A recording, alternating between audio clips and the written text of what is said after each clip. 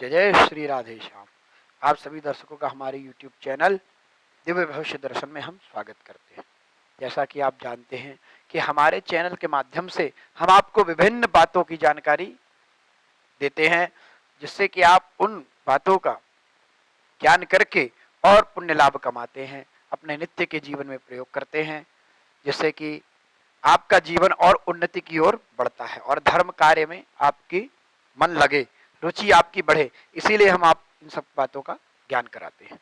जैसा कि हम आज आपको बता रहे हैं कि नित्य के पूजन नियम कैसे होने चाहिए, नित्य हमें कैसे पूजन करना चाहिए, किस प्रकार का पूजन करना चाहिए अपने घर पर, क्योंकि नित्य हम मंदिर जा नहीं सकते, सबके पास समय नहीं होता है, तो वह अपने प्रातः काल में कैसे पूजन करें तो हम आपको बता रहे हैं।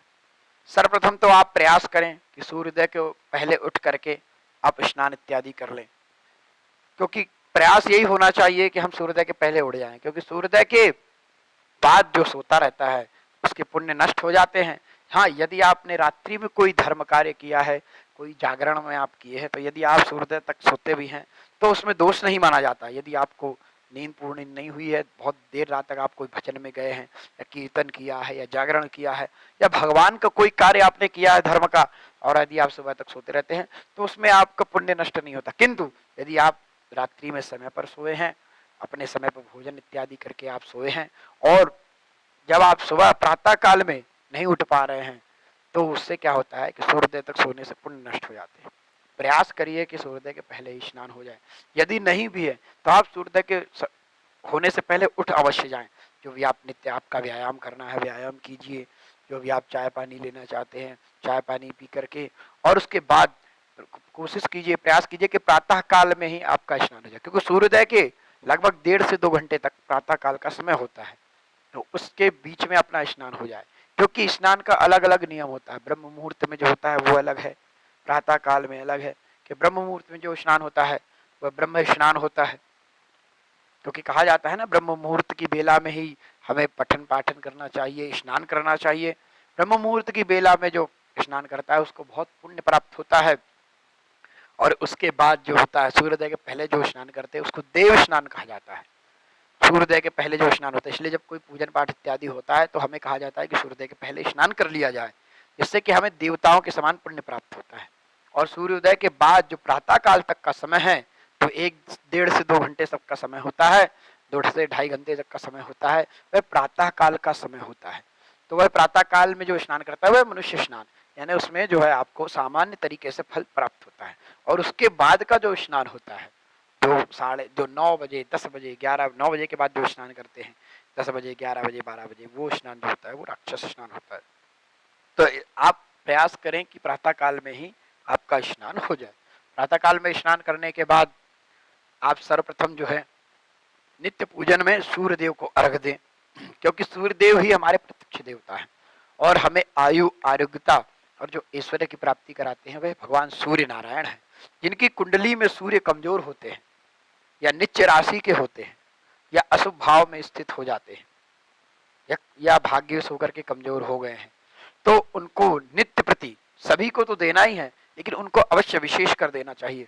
एक तांबे के लोटे में शुद्ध जल, साफ जल भर करके, ताजा जल भर करके, और उसमें थोड़ा सा अक्षत, जो कि टूटे हुए चावल ना हो उनको अक्षत कहते हैं, जो क्षत ना हो, जो टूटे ना हो उनको अक्षत कहते हैं। तो उन चावलों को उस लोटे में डालें, तांबे के लोटे में। साथ में रोली, रोली आती है, रोली को भी उसमें मिला लें।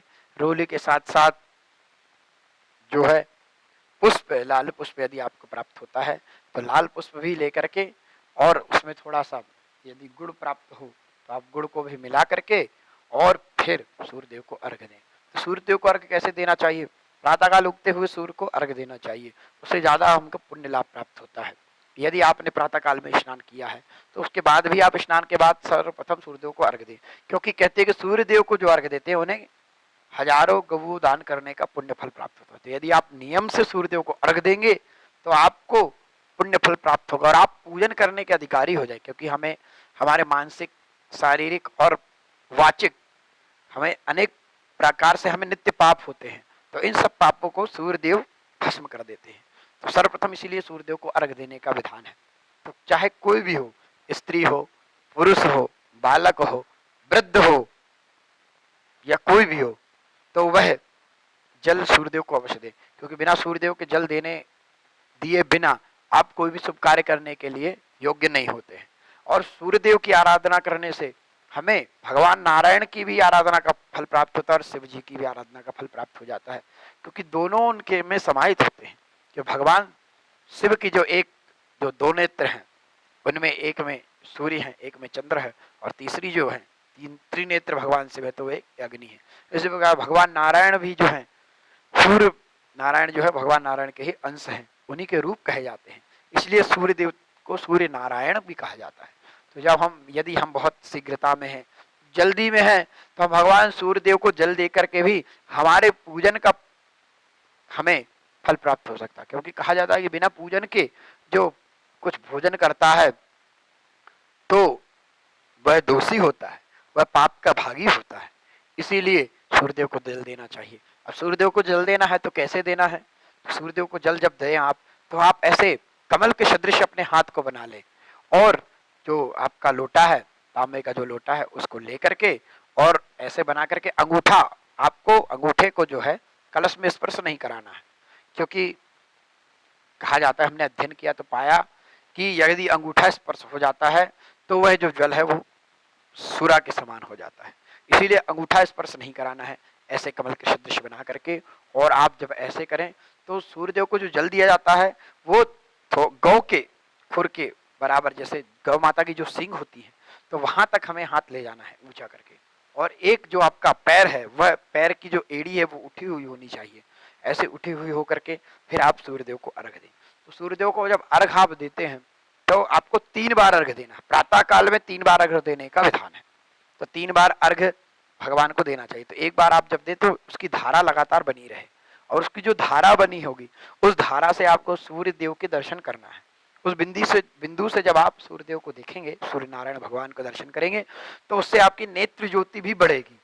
नेत्र ज्योति आपकी बढ़ेगी, भगवान सूर्यदेव को जल देने से आयु की प्राप्ति होती है, आरोग्यता की भी प्राप्ति होती है, और विद्या की भी प्राप्ति होती है। जो विद्यार्थी विद्याध्ययन कर रहे हैं उन्हें अपनी स्मरण शक्ति बढ़ानी है और अपने जो नेत्रों की शक्ति को बढ़ाना है, या वो विचार करते कि हमें चश्मा ना लगे, क्योंकि कई लोगों को, छोटे बच्चों को बहुत छोटे से ही पढ़ पढ़ करके इतना ज़्यादा वो अध्ययन करते हैं कि उन्हें चश्मा इत्यादि लगाना पड़ता है, नंबर उन्हें लग जाते हैं।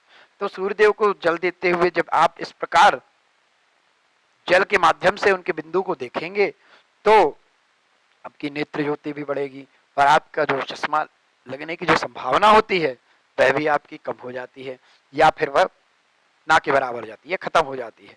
तो इस प्रकार आप जल दे, और 3 बार अर्घ देना चाहिए। तो एक बार जब दे तो कंटिन्यू जल गिरता रहे, और मंत्र का आप प्रयोग, जैसे यदि आप द्विजाति हैं तो द्विजाति जो लोग होते हैं उनको गायत्री मंत्र दिया जाता है उनके कान में आचार के माध्यम से। तो जो आचार के माध्यम से दिया जाता है तो उसको गायत्री मंत्र का आप प्रयोग करें। यदि आपको गायत्री मंत्र नहीं आता है तो, क्योंकि सब लोग गायत्री मंत्र का उच्चारण नहीं कर सकते हैं, जिनका जो जनेऊ हुआ है, जो द्विजातियां होती है, और जो आचार के माध्यम से उनको कान में दिया गया है, वही मंत्र शुद्ध मंत्र होता है, वही मंत्र महामंत्र होता है। क्योंकि गायत्री मंत्र महामंत्र होता है। आजकल सभी लोग बजाते हैं या बाहर बोलते हैं तो वह उसका पूर्ण फल प्राप्त नहीं होता, उसका उल्टा फल प्राप्त होता है। तो इसीलिए आपको गायत्री मंत्र का उच्चारण मन में करना है, और मन में करते हुए एक बार गायत्री मंत्र का जब आपने उच्चारण किया और उसके बाद सूर्यदेव को जल देना है, तो कहना है घृणी सूर्याय नमः। हम आप घृणी सूर्याय नमः, पुनः आप सुन ले, घृणी सूर्याय नमः। इस प्रकार आप एक बार जल देंगे, फिर दोबारा आप, यदि आपको आता है तो दोबारा आप मन में गायत्री मंत्र का उच्चारण कीजिए, मन में ही, यानी आपको बाहर मुख से नहीं बोलना है, मन में ही बोलना है। मन में बोल करके पुनः दूसरी बार देना है, फिर घृणी सूर्याय नमः बोलना है। इस प्रकार आप बोलते रहिए। यदि आपको नहीं आता है गायत्री मंत्र, ध्यान नहीं है, या आपको आचार के माध्यम से प्राप्त नहीं हुआ है, तो आप घृणी सूर्याय नमः, घृणी सूर्याय नमः, घृणी सूर्याय नमः बार बार बोलते हुए भी आप जल दे सकते हैं। इस प्रकार जल देते हुए, सूर्यदेव को अर्घ देते हुए, उनके जब आप दर्शन जल के माध्यम से करते हैं तो आपकी नेत्र ज्योति बहुत ज़्यादा बढ़ती है, आपकी शक्ति बहुत बढ़ती है, और आपको उनकी जो किरणें प्राप्त होती है वह आपके पूरे शरीर में जब जाती है तो आपके शरीर से रोग व्याधि सब नष्ट हो जाता है, और आपकी निरंतरता आरोग्यता बढ़ती रहती है। इस प्रकार 3 बार जल देने से सूर्यदेव प्रसन्न होते हैं, उनको अर्घ्य दिया जाता है। और अर्घ्य देने के पश्चात आप उनके 12 नाम हैं, उनको भी आप बोल सकते हैं भगवान के सामने। उनके 12 नाम हम आपको बता देंगे, या आपको हम आगे किसी वीडियो में बताएंगे कि भगवान सूर्य के 12 नाम क्या होते हैं, उनकी विधि क्या है, तो वो हम आपको बता देंगे। और आप इधर उधर कहीं से भी गूगल के माध्यम से, यूट्यूब के माध्यम से आप प्राप्त कर सकते हैं। हम आपको अवश्य एक आगे चल करके इसके बारे में बताएंगे पूरा विस्तार से। आज तो नित्य पूजन के विधान का नियम है, इसीलिए हम आपको संक्षिप्त रूप में बता रहे हैं। तो उस प्रकार जल देने के पश्चात भगवान सूर्यदेव के 12 नाम लेकर के, और सूर्यदेव के जो स्वार्थी हैं अरुण देवता, उनके लिए भी अर्घ्य प्रदान किया जाता है। तो आपको उनका मंत्र नहीं है, उनका नाम मंत्र से आप सूर्य सारथे अरुणाय नमः अर्घ्यम समर्पयामि, इस प्रकार कह के सूर्यदेव को अर्घ्य देने के पश्चात, उनके नाम जप के पश्चात आप उनको जल दे सकते हैं। और भगवान सूर्यदेव के लिए एक मंत्र हम आपको बहुत सरल बता देते हैं, जो आप उनकी प्रार्थना कर सकते हैं कि आदिदेव नमस्तुभ्यम प्रसीद मम भास्करम। हे आदिदेव, आप प्रसन्न होइए, नमस्तुभ्यम, मैं आपको नमस्कार करता हूँ, प्रसीद मम भास्करम, आप मुझ पर प्रसन्न होइए। आदिदेव नमस्तुभ्यम प्रसीद मम भास्करम दिवाकरम नमस्तुभ्यम, हे दिन के दिवाकर, दिवाकर नमस्तुभ्यम प्रभाकर नमोस्तुते, आपको नमस्कार है। इस प्रकार आप मंत्र बोल करके और भगवान की प्रार्थना कर सकते हैं। और जब आप जल देते हैं तो जल देने के पहले भी एक हम आपको मंत्र, पौराणिक मंत्र जो बताते हैं, उसमें ऐसा ये मंत्र है, इस प्रकार है कि यही सूर्य सहस्त्रांशो, हे सूर्य आप सहस्त्र अंशों वाले हैं, यही सूर्य सहस्त्रांशो तेजो राशो, तेजो राशि आपकी जो राशि है, तेज की जो राशि, तेजो राशि जगत पते, आप जगत के पति हैं, क्योंकि आप अपनी राशि के माध्यम से हर व्यक्ति के अंदर जाकर के और उनका पालन पोषण करते हैं, पेड़ पौधे पशु पक्षी सभी पर आपकी किरणें पड़ती है। तो तेजो राशि जगत पते अनुकंपया माम, मेरे पर आप कृपा कीजिए, अनुकंपया माम कृपा कर दिवाकर ग्रहणार्घ्य दिवाकर, ऐ सूर्य सहस्त्रांशो तेजो राशो जगतपते अनुकंपयामाम ग्रहणार्घ्य दिवाकर। तो जब आप जल दें तो उसके पहले इस मंत्र को बोलें, उसके बाद आप घृणी सूर्याय नमः कह के 3 बार, एक एक बार जब जल दें तो कंटिन्यू, उसके बीच में धारा नहीं टूटनी चाहिए। जब आप रुकना चाहें तभी उसको रोकें, तो 1 बार दें, उसके बाद फिर 2 बार दें, फिर 3 बार, 3 बार अर्घ्य प्रदान सूर्यदेव के लिए किया जाता है। तो इस प्रकार अर्घ्य देने के पश्चात सूर्य देव के सारथी के लिए भी 1 बार अर्घ्य प्रदान करें। और उसके बाद सूर्यदेव की आपने 12 नाम तो ले ही लिए, उसके बाद आप जो है भगवान सूर्य की परिक्रमा करें। परिक्रमा करने का विधान कैसे है? भगवान सूर्य की परिक्रमा, भाई परिक्रमा हम कैसे लगाते हैं? मंदिर के चारों तरफ घूमते हुए परिक्रमा लगाते हैं। तो सूर्यदेव की परिक्रमा हम नहीं लगा सकते, क्योंकि वहां तक हम पहुंच ही नहीं सकते। तो हम कैसे लगाएंगे? तो परिक्रमा लगाने के भी 3 विधान है। यदि मंदिर है, कहीं भगवान का विग्रह है, उसके चारों तरफ जगह है, परिक्रमा लगाने की व्यवस्था है, तो उनके घूम करके परिक्रमा लगाई जाती है।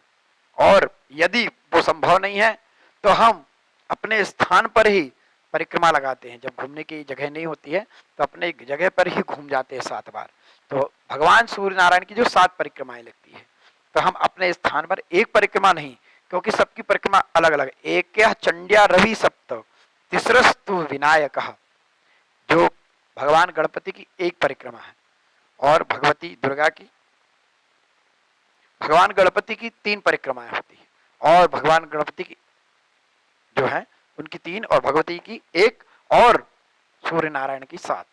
और भगवान शिव जी की जो शिवलिंग होते हैं उनकी आधी परिक्रमा की जाती है, यानी जहां से अर्घा होती है वहां से प्रारंभ करके और पुनः वहीं पर वापस आना होता है, ये आधी परिक्रमा हो गई।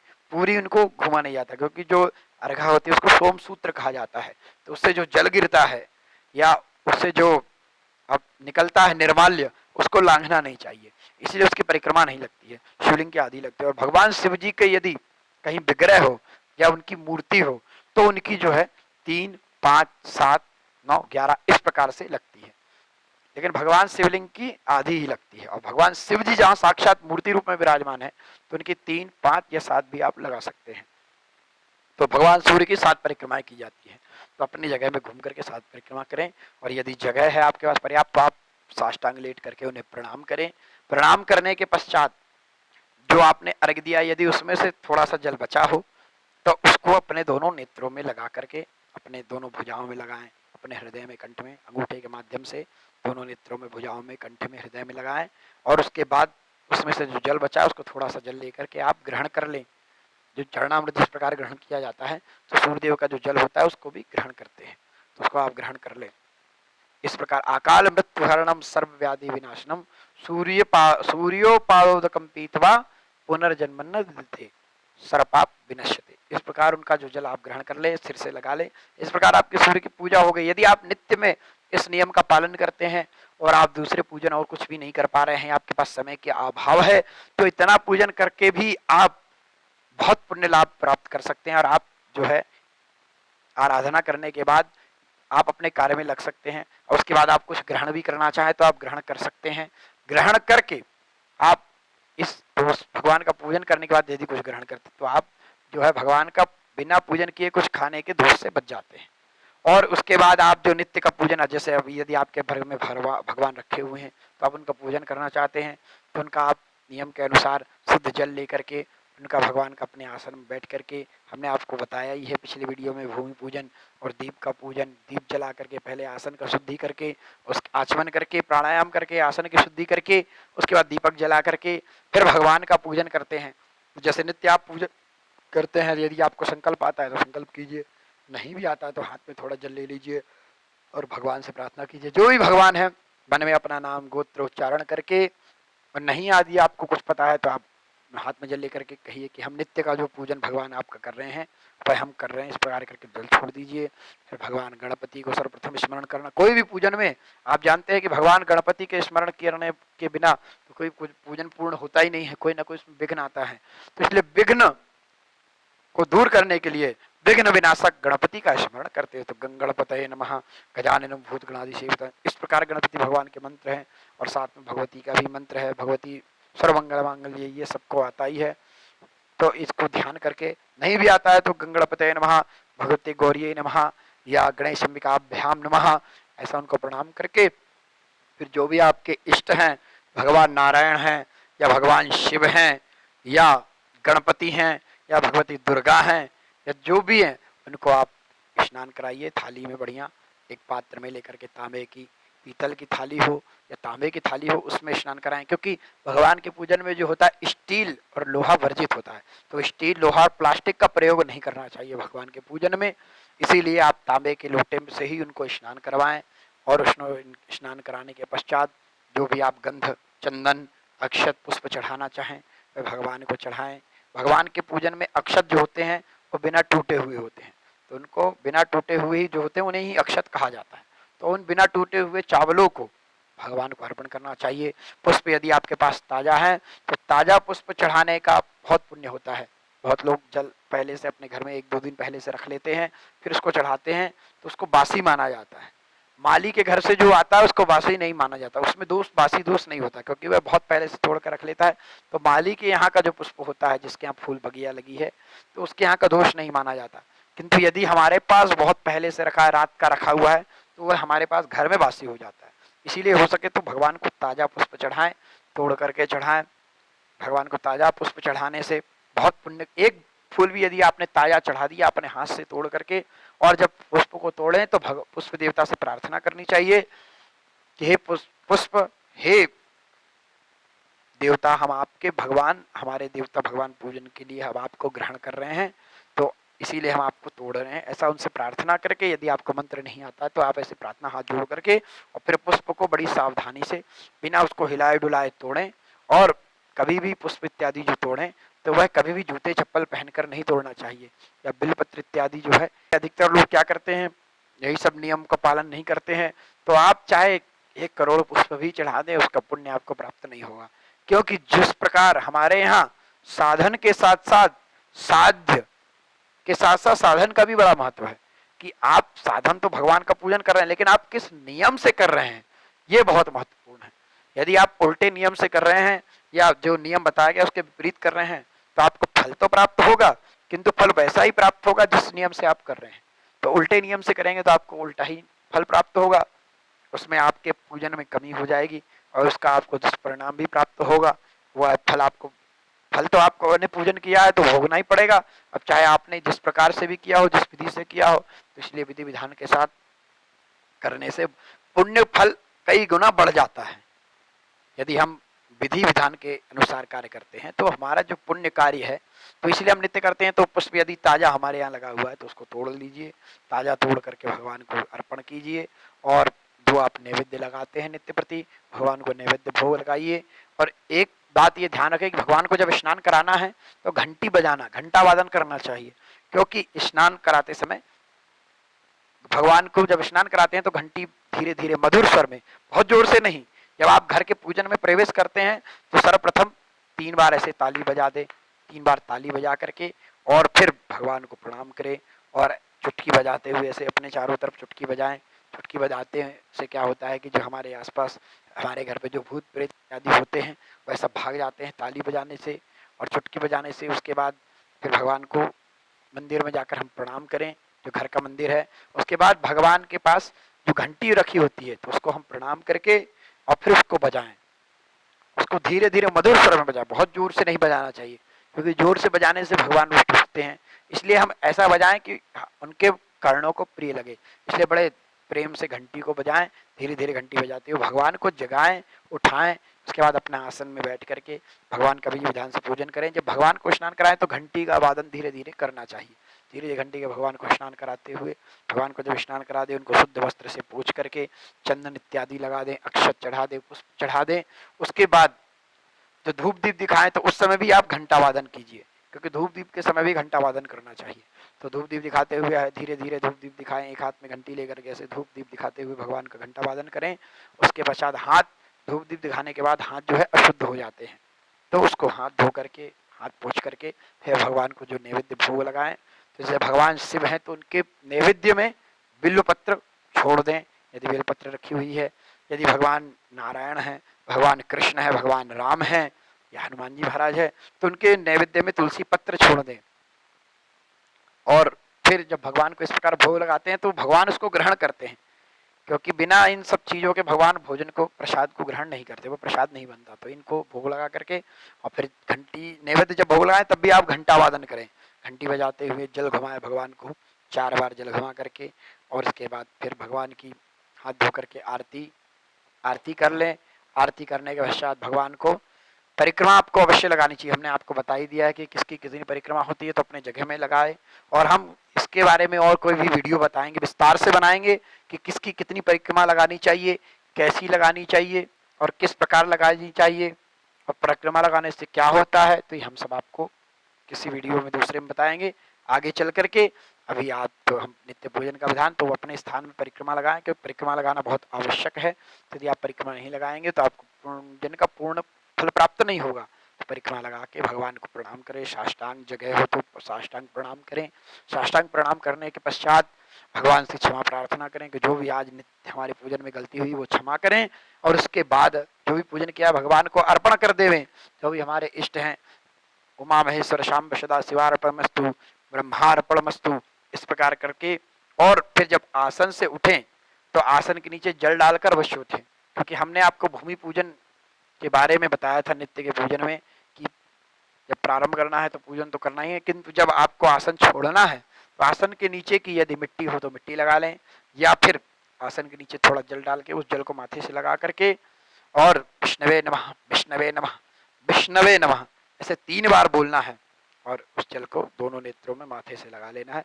इस प्रकार जो आप नित्य का पूजन कर रहे हैं तो आपको पूजन का पूर्ण फल प्राप्त होगा और आपका जो दिन है एकदम बहुत सुंदर तरीके से शांति से बीतेगा। आपको कोई समस्या उत्पन्न नहीं होगी और आपका कार्य सुचारू रूप से चलेगा। तो इस प्रकार विधि विधान से यदि आप पूजन करते हैं तो आपको पूर्ण फल की प्राप्ति हो जाती है। और यदि आप बिना नियम या विधि के करते हैं तो फल तो आपको प्राप्त होगा, किंतु आपके फल में न्यूनता आएगी, कमी आएगी। तो आप ऐसे नियम का पालन करें जिससे आपको पूर्ण फल प्राप्त हो, जिससे आप अपने जीवन में उन्नति प्राप्त करें। तो इसी के साथ हम आप लोगों को आज विदा लेते हैं और आगे भी हम आपसे बात करते रहेंगे। यदि आपको इसमें से कोई बातें अच्छी लगी हों तो हमें अवश्य बताएं कमेंट बॉक्स में जाकर के। यदि आपका कोई प्रश्न हो, कोई जिज्ञासा हो तो आप हमें अवश्य बताएं, हमसे पूछें। नीचे हमारा नंबर दिए गए हैं, इन नंबरों पर भी आप संपर्क कर सकते हैं। हम आपको सारी जानकारी दे देंगे और साथ ही साथ आप लोगों का कल्याण हो। आप जितना ज़्यादा हो सके धर्म में लगें, धर्म कार्य को करें और ये जो चीज़ें हमने आपको बताई हैं ये आप दूसरों को भी बताएं, जिससे कि वो भी धर्म कार्य में जुड़ें, भगवान के कार्य में लगे रहें और सबकी उन्नति हो, यही हमारी कामना है। और आप सभी का बहुत बहुत धन्यवाद। अब हम आपसे विदा लेते हैं। जय जय श्री राधे।